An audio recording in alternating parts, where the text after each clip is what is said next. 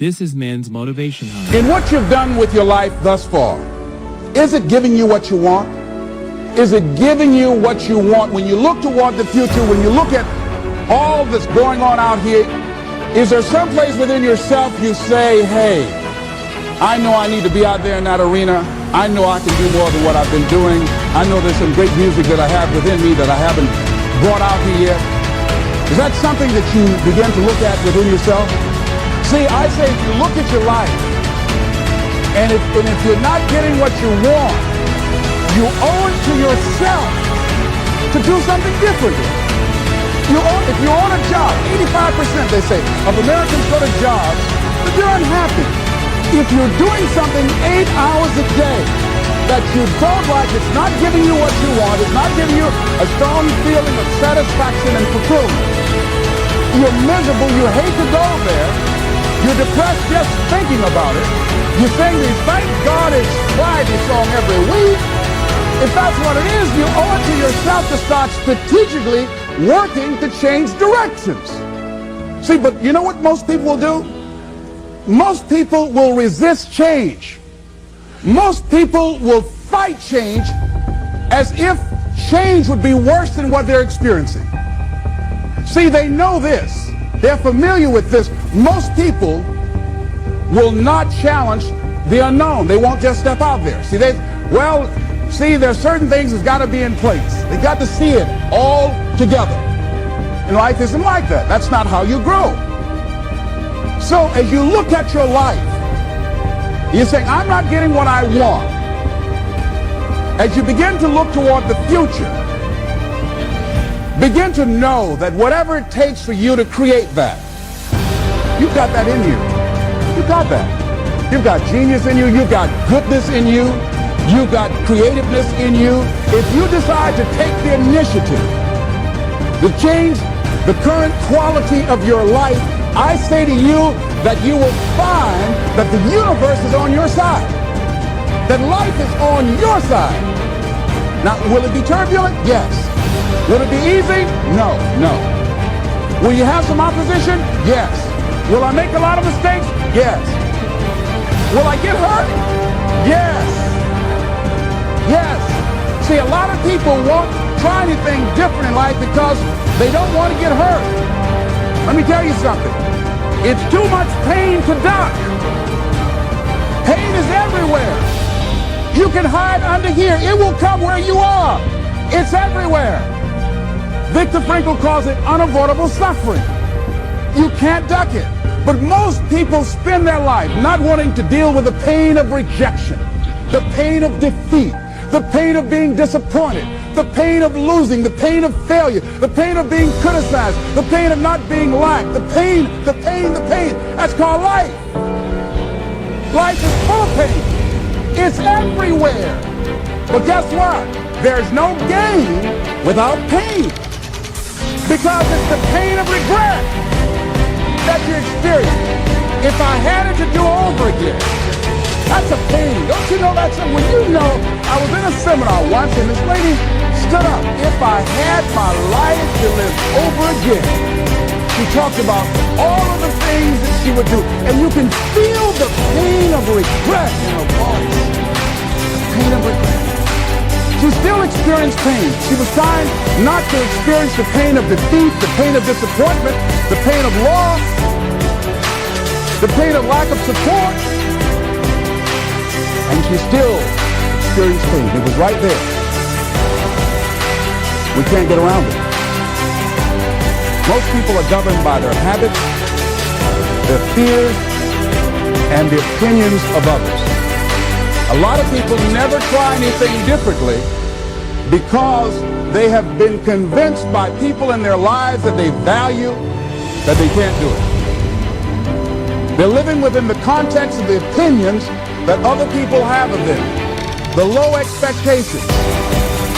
Many people doubt themselves because when they thought about doing something at some critical point in their life, somebody they respected and honored, somebody they believed in, somebody that they loved, someone they trusted said, you can't do that. And they accepted that. As you look at your life, ask yourself the question, What would your life be like? What would your life look like if you decided not to care what people thought of you? What would your life be like if you decided to give up some of your fears? What would your life be like if you decided to become courageous? What would your life be like? If you decided to act on your dream, if you did what you felt in your heart. You know what courageous means? Tom Ruskin and Randy Reed said. They said that courage comes from a French word which means of the heart. But how does it feel to you? He says it's courage, it takes courage to live. Says most people go through life not allowing themselves to step out because they don't want to let go. They don't want to be blown around. They don't want to be moved.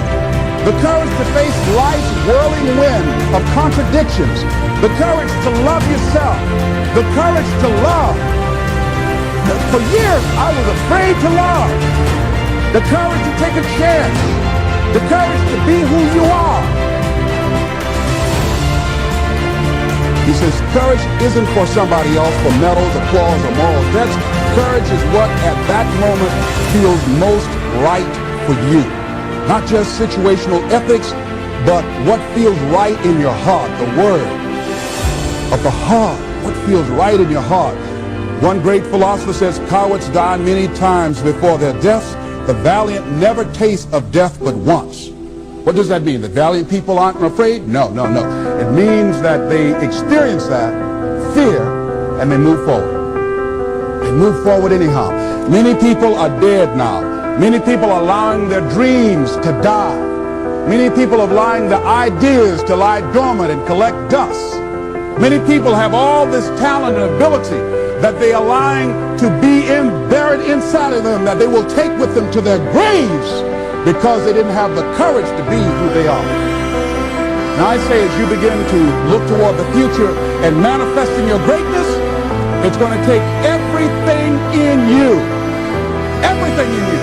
that your life deserves the concentrated effort to begin to look at how is it that I can express more of me?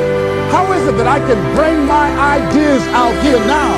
How is it? And start living with a sense of urgency because you're here today. You're gone today. Life is unpredictable. It's uncertain. There are no guarantees. No guarantees out here at all. So holding back, what are you waiting on? Ask yourself, what's the benefit of your waiting? What's the benefit of your not living your dream? What's the benefit of not listening to yourself? Oh, please, listen to yourself. You know the feelings. If you start listening to the feelings in your heart, and I'm doing it now more every day, I find that my feelings, I can trust them. And I say to you that as you look toward the future, you look at life on a daily basis, if there's something that you have been given, if you've heard something within yourself that you know that what you're doing now doesn't fit for you, it doesn't work for you, it's not giving you what you want, and there's something else that you want to do, don't allow that inner doubt in you to talk you out of it, to build a case on why you can't have it, to tell you why you're not good enough. You ignore that inner voice and all of the external voices. Don't judge the possibilities for what you can do based upon the circumstances, because the circumstances won't determine who you are. Don't determine what you're able to do based upon your resources. Don't determine what's possible for you based upon where your life is right now. Where your life is right now is not you. That's just what it is right now. But the possibilities for you are unlimited if you're in a rebuilding process. It's unlimited if you're coming back from adversity and devastation. It's unlimited of what you can do. That's the capacity of human beings. It doesn't matter how many mistakes you've made. It doesn't matter how many flops you've had. It doesn't matter how much money you've lost. In fact, I see it only as an investment. What you learn from life, not losses, but investments of what's possible for you. And I say to you that once you start listening to yourself and as you begin to act on your dreams, as you start just trying to find your way, doing what you can for what you have, you will start seeing things opening up for you. You'll start attracting people. You say, Where'd it come from? Things will start coming together, clicking for you. You say, whoa, you start brainstorming. Ideas will come out of nowhere as you focus on it. The key to it is to begin to focus on what it is you want to do. Why? Why is that important? Because as you focus on that which you want to do, that which we focus on, that which we give our energy to, it will begin to multiply. It will begin to expand. It will begin to develop your consciousness. And out of that comes your greatness. Out of that comes a commitment. Out of that comes a passion for life. Out of that comes a special power that you have in you that you haven't even called on yet. See, the powers that we have will never reveal themselves if we don't challenge them, if we don't put ourselves in a position where we have to use them. So one of the most important things is reading a book that's a really interesting book called Instant Millionaire, and the guy said, put yourself in a position where you can't retreat, where it's do or die, sink or swim. Here's what you'll find out. You'll develop incredible swimming skills. You'll find yourself stroking unlike you've ever seen before. Through the inspiration of desperation, you'll become more creative than ever before. So what is it? How do we handle that whole piece? Throw your whole self into it. See, most people go at it tentatively. They don't give all their stuff. They don't concentrate. They don't put everything they've got in them. One guy wrote a book called All You Can Do is All You Can Do. And all you can do is enough. But he said, make sure you do all you can do. And if we're honest this evening, we know that we haven't done all we can do.